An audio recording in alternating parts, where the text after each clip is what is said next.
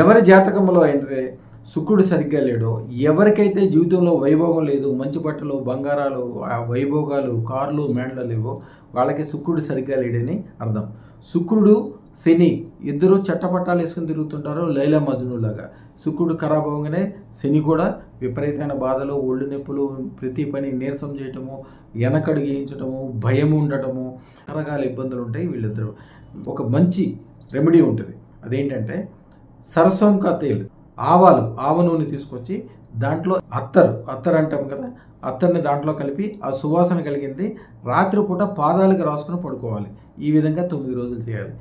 ఇలాంటి సందర్భం అసలు రాకుండానే శుక్రుడు బ్రహ్మాండంగా మీకు, మీ పిల్లలకి, మీ భార్యకి, మీకు సంబంధించిన సంసారానికి విపరీతమైన ధన సంపదలతో కురవాలనుకుంటే అదృష్టరత్నం ధారణ ఒకటే. శుక్రుడు, శుక్రశాతరత్నం లేకపోతే మాతృధారారత్నం, ఈ రత్నాల యొక్క అద్భుతం యొక్క ఫలితాల వలన విపరీతమైన ధన సంపదలు కలుగుతాయి.